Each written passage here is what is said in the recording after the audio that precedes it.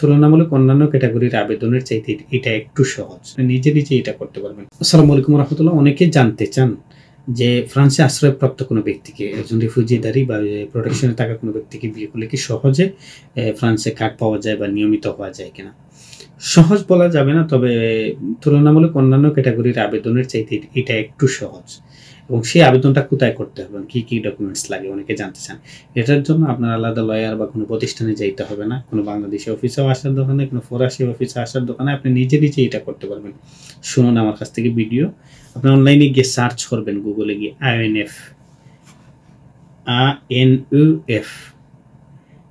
সেক্টরে গিয়ে আপনি একটা অ্যাকাউন্ট খুলবেন সর্বশেষ রেসিপি দিয়ে। ধরেন আপনি ফ্রান্সে এসে আশ্রয় মারছিলেন, আমরা একজন মহিলা দিয়ে উদাহরণ দিই। ধরেন একজন মহিলা ফ্রান্সে এসে আশ্রয় আবেদন করছে, কিন্তু তারা এটা অ্যাকসেপ্ট হয়নি। পরবর্তীতে উনি একজন রিফিউজি স্ট্যাটাসে থাকা কোনো ব্যক্তিকে বিয়ে করছে, তো ওই ব্যক্তির মাধ্যমে উনি আবেদন করতে চান, তাইলে আবেদনটা হবে উনি নিজে করবে, এই মহিলা করবে, যিনি লিগাল হতে চায়, যিনি নিয়মিত হতে চায়। তো ওনার সর্বশেষ যে রেসিপিটা দেওয়া হয়েছে একটা সময় এজাইল চলাকালীন অবস্থায়, ওই সর্বশেষ রেসিপি দিয়ে অনলাইনে একটা অ্যাকাউন্ট খুলবে আইএনএফ সেক্টরে।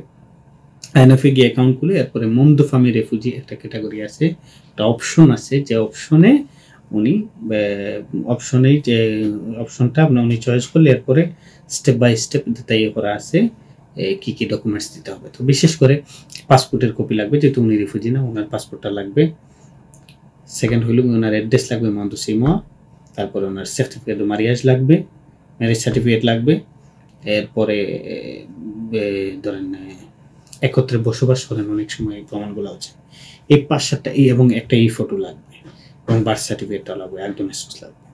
তো এই 5-7টা ছবি দিয়ে 5-7টা ডকুমেন্টস দিয়েই পরবর্তীতে আপনার আবেদন করতে হয়, এবং যার মাধ্যমে আবেদন করবেন তার তথ্যগুলো দিতে হয়, তার সিজুরের ডেট এবং তার ডিটেলসটা দিতে হয়।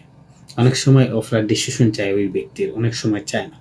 তো এটা প্রেফেকচার ভেদে, বেশিরভাগ প্রেফেকচার ফ্রান্সে আইএনএফেই আবেদনটা নিয়ে থাকে। ধরেন একজন মহিলা, তিনি তার স্বামীর মাধ্যমে আবেদন করতেছেন, ওই মহিলার অ্যাড্রেসটা কোথায় ওইটাই নির্ভর করবে। এবং সবচেয়ে গুরুত্বপূর্ণ, একসাথে থাকার প্রমাণাদিটা অনেক সময় চেয়ে থাকে, এটা যাতে আপনারা করেন। বিশেষ করে আমাদের ব্যাংক, মেরি, আম্পু, ওইগুলো যাতে একত্রে থাকলে সবচেয়ে ভালো হয়। তো মেরিটা অনেক সময় কমপ্লিকে আছে, বা অনেক সময় মেরিতে হয় না, যে অনিয়মিত থাকলে ওই মহিলাকে অ্যাড করতে চায় না। তো যাই হোক, যতগুলো প্রমাণ আছে তা আপনারা চেষ্টা করবেন দেওয়ার জন্য, এবং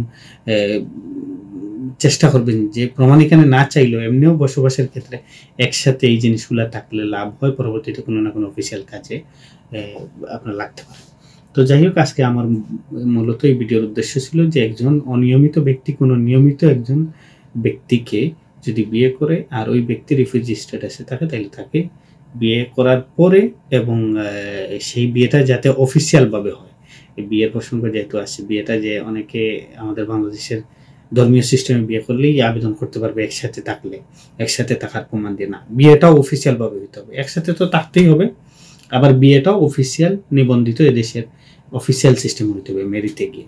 আর যদি দেখা যায় যে কোনো একজন ইমিগ্রেন্টদারি উনি আবেদন করতে চান, বিয়েটা বাংলাদেশেও যদি থাকে সমস্যা নেই, আপনি বাংলাদেশে থাকা অবস্থায়ও বিয়ে করছেন, কিন্তু এখন আপনার ওয়াইফ পরবর্তীতে নিয়ে আসছেন, আপনার ওয়াইফের জন্য আবেদন করতে চান, সেটাও করতে পারবেন। তবে সেটার আবেদনের প্রসেসটা একটু ভিন্ন ইয়েতে করতে হয়, কি বলে, দেমার্শ সিম্পলিফাইতে, এবং প্রেফেকচার ভেদে ভিন্নতা আছে। এক এক প্রেফেকচার এককভাবে এই ডিমান্ডটা নিয়ে থাকে। তবে বেশিরভাগ প্রেফেকচার দেমার্শ সিম্পলিফাইতে নেয় ইমিগ্রেন্টদারিদের স্ত্রী অথবা স্ত্রীর মাধ্যমে স্বামীর, সেটা প্রেফেকচারে আবেদন করবেন। তারপরে লম্বা একটা সময় 18 মাসের মতো লাগে যেতে পারে, এবং 18 মাস 36 মাস একসাথে আসেনি এরকম প্রমাণ চাই। এক এক প্রেফেকচারে এক এক রকম একটু ভিন্নতা আছে ইমিগ্রেন্টদারিদের, ওইটা নিয়ে লম্বা আরেকটা ভিডিও করবো। সংক্ষেপে আজকে এটাই ভিডিও, যে একজন রিফিউজি স্ট্যাটাসে থাকা ব্যক্তিকে বিয়ে করলে সহজে আপনি ফ্রান্সে নিয়মিত হতে পারবেন, এবং এই প্রসেসটা খুব কঠিন কিছু না। অনলাইনে আবেদন করলে 4-5 মাসের ভিতরে কার্ড হওয়ার সম্ভাবনা তৈরি হয়ে যায়। ধন্যবাদ, ভালো থাকুন, সুস্থ থাকুন, আল্লাহ হাফেজ, আসসালামু আলাইকুম।